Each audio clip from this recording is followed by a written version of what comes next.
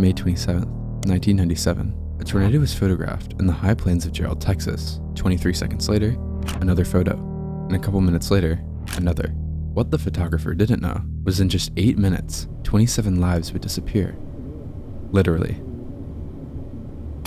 In the days leading up to the ominous tornado photo, forecasts being issued for areas around Jarrell, Texas, highlighted a high likelihood of thunderstorms and a possibility of a couple of tornadoes. This prompted the SPC, or the Storm Prediction Center, to release a moderate risk for the local area, but this weather pattern near Texas was not really concerning, and it's honestly pretty usual for the area. By May 27th, the residents of Jarrell are greeted by tranquil blue skies. For many residents of the town, poor weather was hardly evident, let alone the risk of tornadoes. But by noon, the predicted storms began to pop up to the northeast. Although the storms were very strong, the risk of tornadoes was still expected to be relatively small. But unbeknownst to both meteorologists and residents, subtle yet concerning fluctuations began to occur in the atmosphere around the storms. While small and difficult to notice, these fluctuations should be insignificant, but with a perfect mix of ingredients, they can cause huge problems. Suddenly, a deadly scenario begins to reveal itself. A single storm quickly becomes dominant just to Jarrell's northeast,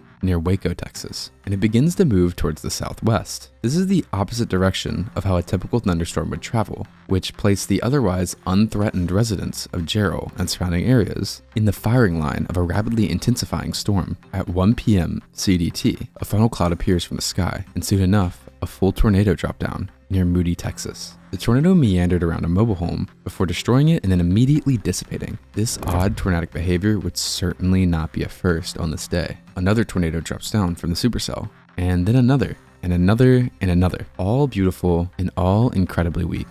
By 3 o'clock p.m., the storm is only 5 miles northeast of Jarrell and is drawing closer. It is now when the odd weather conditions start to display. As in an instant, a needle-like tornado reaches down from the storm clouds. Although rather small, its size is deceitful. Within the narrow funnel, winds are already very intense. Any hay bales or trees unfortunate enough to be struck are shredded instantly. This shredding of anything it could touch shrouded the base of the funnel in dust. As it passes less than 1,000 yards near the small community of Prairiedale, a farmstead is struck. The tornado is now even more dangerous, as it's shrouded in sharp metal and splintered wood. But just as it seemed the tornado was intensifying, it suddenly weakened. The residents of Jarrell took a sigh of relief, believing they had just narrowly avoided disaster. But little do they know, Mother Nature is playing a cruel trick. In less than a minute, a stronger dust cloud swirls up from the ground. A large, cone-shaped funnel begins to descend from the sky. Within the swirling chaos, a strange phenomenon is spotted. Several different funnels begin to appear, forming the distinct look of a multi-vortex tornado,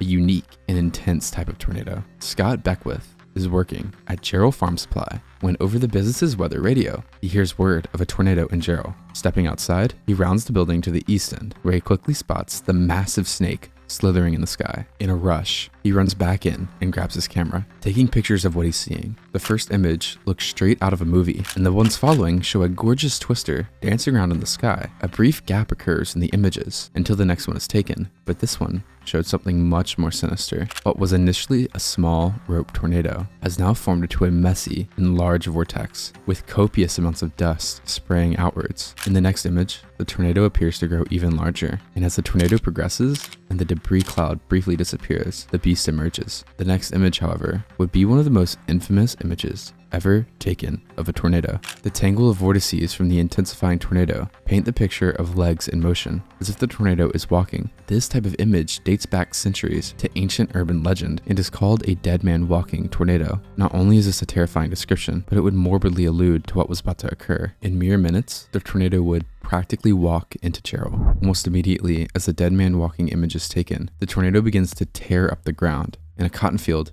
18 inches of soil is scoured away, exposing the bedrock. This ground scouring is showing that, in some strange evolution, the tornado has now become incredibly strong and violent. In a different field, a herd of cows are caught in the tornado. Cotton plants ripped up by the tornado now contribute to a sandblasting effect, where anything or anyone caught in the tornado will suffer bits of vegetation and dirt, rapidly scoring against it like sandpaper. The cows in this field, subjected to the force, are reportedly skinned by the wind and debris, in some cases down to the bone. If this could happen to a cow, imagine what would happen to a human in these winds. During this initial display of power, the first home is hit and reduced to pieces. Here, the storm shelter of the property has its 5-inch thick concrete roof torn off and it's never found again. Fortunately, no one was home at the time. The tornado then moves onward towards a farmstead on County Road 308, obliterating all structures located there, including a barn, multiple grain silos, and a home. Luckily, no fatalities or injuries were reported here, suggesting no one was home at this property either. With all the thick soil being gouged out of the ground, the tornado quickly gains an ominous black color. The funnel grows steadily, swallowing up an increasing vast area of land. It isn't long until the tornado is approaching 3/4 of a mile in width and is now crossing into a subdivision named Double Creek Estates. Sirens have been blaring for over 10 minutes, allowing the residents to find appropriate shelter. 5 members of the Igo family arrive home to take shelter, as the tornado is only minutes away. At this point, the tornado appears less like a conventional funnel and more like a monstrous fist dragging itself across the ground, directly towards the subdivision. Their last view before they slam their door is the rolling cloud of debris beginning to consume the nearby recycling plant.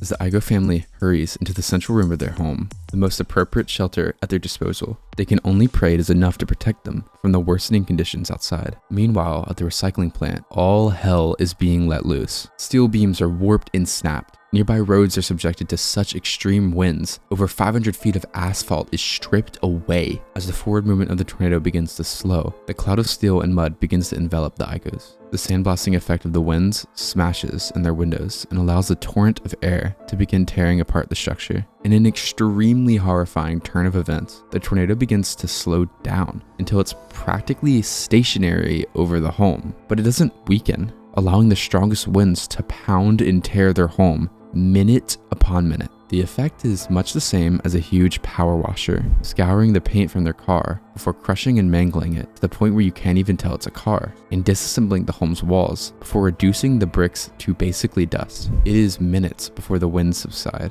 but no mercy is ever given to the Igo family, as all 5 do not survive. The tornado slowly crawls forward, no faster than a walking pace, towards its next target, the Mowring household.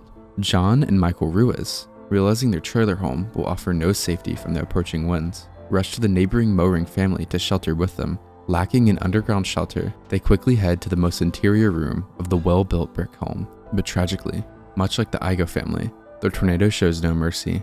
Within seconds, the walls cave in upon the 6 victims, pinning them as pieces of rebar, grass, and wood rain down on them. Before long, the debris itself is bombarded with such ferocity that no large objects even remain. Within the chaos, all 6 individuals are killed and left buried in a pile of basically brick and wood powder. To the north and south of the same road, the tragedy continued. To the south, Cindy Smith and her 2 daughters perish as the home they are sheltering in is lifted into the air by the tornado. The home was obliterated so significantly, no discernible debris remains in the area. Simultaneously to the north, the LaFrance family is sheltering in their bathroom as their roof is ejected into the sky. The father, Billy, feels the winds beginning to tug on him, causing him to grasp to the sides of the bathtub in an attempt to continue shielding his daughter and his wife Debbie. The last thing Debbie sees before the house crumbles onto her is her husband slipping away into the darkness. As the bathtub becomes mobile, she embraces her daughter in an attempt to save her, but quickly loses consciousness.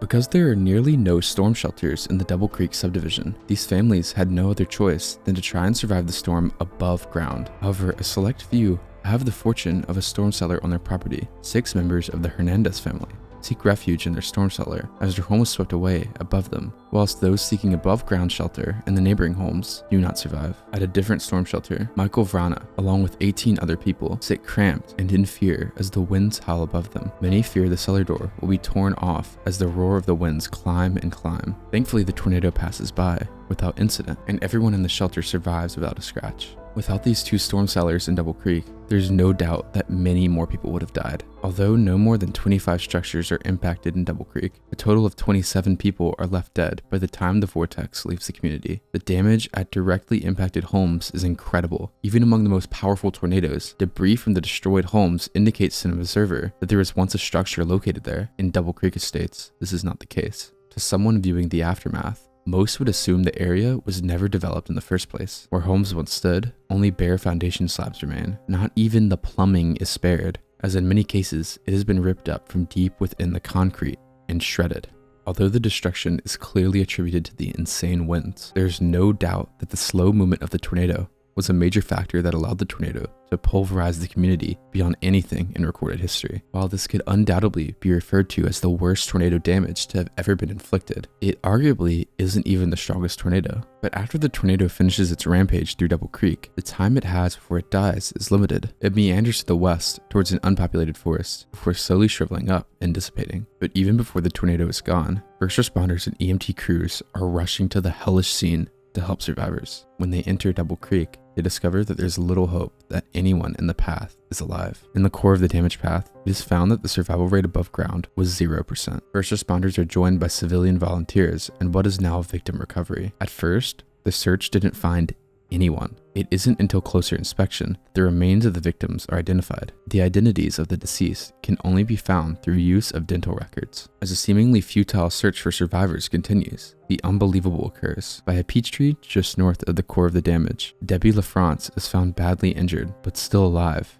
To this day, she maintains that if this tree, located in her backyard, wasn't there, she surely would have died. But the miracle continues, as just down the road, her daughter is also found injured but alive, sitting on the ground hundreds of feet from where her home once stood. Unfortunately, Billy, who protected Debbie and his daughter in their bathtub, did not survive. In the years following the tornado, Double Creek Estates would rebuild, but a large void had been left in the tornado's wake. 3 entire families had been killed, as well as 13 children. In memory of the victims of May 27, 1997, the Jarrell Memorial Park was established and funded by relatives of the Igo family. The park itself resides on the former site of the Igo family home. 27 trees that line the entrance represent the 27 victims that died that day.